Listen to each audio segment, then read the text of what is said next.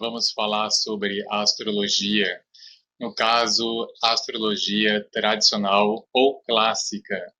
É uma astrologia que ela existe desde os primórdios e ela era bastante praticada, até mais ou menos foi bastante praticada até mais ou menos o ano de 1700, porque nesse período aconteceu a chamada Revolução Industrial, e também coincidiu com o que veio um pouco antes, com a revolução da ciência moderna, e aí vieram muitas teorias que vinham de encontro ao que a astrologia sempre disse e continua a dizer até hoje.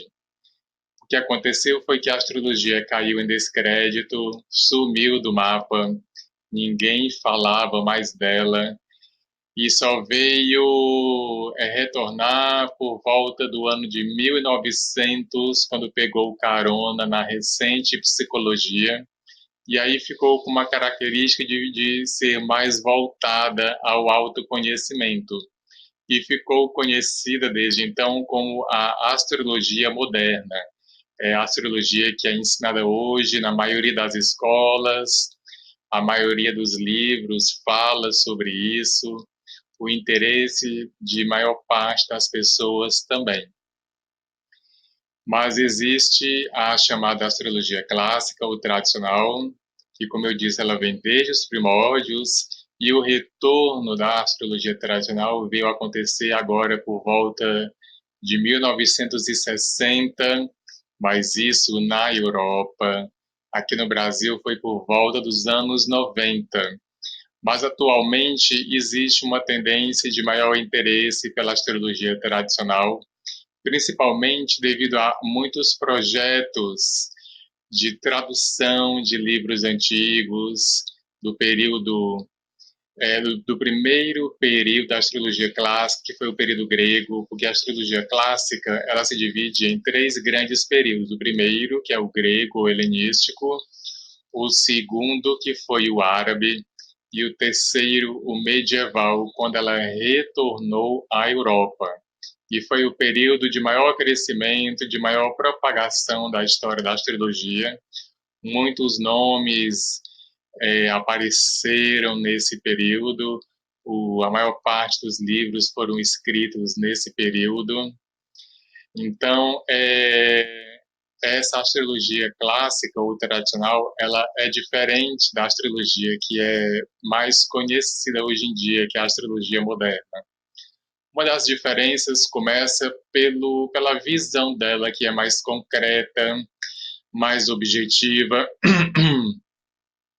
mais prática e não é tão voltada ao autoconhecimento. Isso não quer dizer que a pessoa não vá se conhecer procurando um astrólogo tradicional, mas é um foco diferente.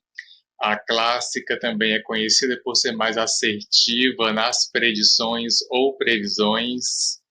E também tem uma outra característica, né? Porque o principal na astrologia tradicional é o ascendente, porque tem a ver com a hora que a pessoa nasceu, com a primeira respiração. Ele representa a aparência física, se a pessoa vai ser alta, baixa, mais para emagrecer ou para engordar, mais para bela ou não, é o ascendente que fala, e também o planeta regente do ascendente. De todos os planetas, o que mais representa a pessoa é o regente do ascendente, muito mais do que o Sol. É essa a visão, dos pilares da astrologia clássica. O Sol tem a sua importância por ser a estrela, tem luz própria, mas por ele estar um pouco mais distante, proximidade é uma coisa que tem peso na tradicional, ele não chega a ficar como o ponto mais importante. Começa pelo ascendente, depois vem o regente do ascendente, que tudo isso fala sobre a aparência física, sobre a saúde da pessoa, inclusive o ascendente é o único ponto do mapa que somos nós por fora. Depois do ascendente e do regente do ascendente vem a Lua, que é o astro mais próximo da gente, inclusive é o nosso satélite. E outra coisa também que é importante falar, o ascendente, ele é movimento de rotação, somos nós aqui no planeta Terra, é esse corpo físico que a gente utiliza para essa experiência aqui na terceira dimensão. Então, sem esse corpo físico, não fazemos nada. E a Lua, ela representa o que todos já sabemos, que são as nossas emoções, a tradicional diz a mesma coisa. E a Lua, depois do ascendente, do regente do ascendente, é o ponto principal do mapa. Representa a lei das emoções, como somos nós por dentro, como é que é a pessoa por dentro, como ela sente as coisas. E tem outras coisas mais que a Lua fala, né? Mas para um vídeo introdutório como esse, já está de bom tom trazer essas interpretações. E depois vem o Sol, por ser a estrela, tem luz própria.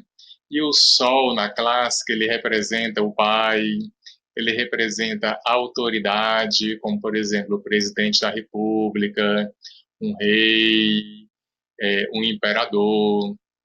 Ele também representa brilho, destaque, mas são conotações diferentes de como as que são dadas hoje em dia.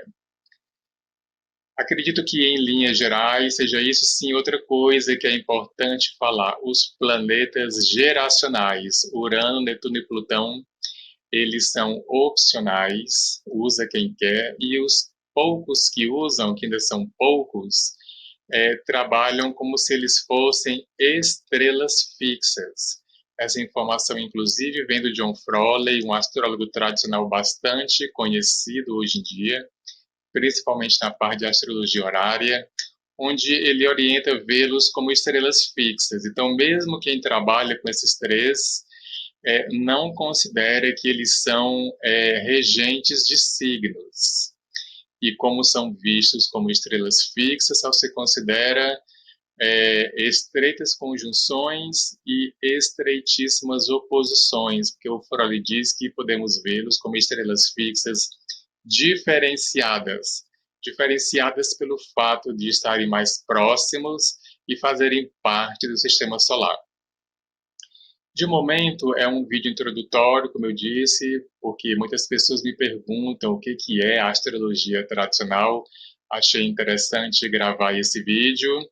Quem tiver mais dúvidas ou quiser fazer mais perguntas sobre a astrologia tradicional, fique à vontade, fazer contato comigo, que a gente vai se comunicando. Tudo de bom, um grande abraço.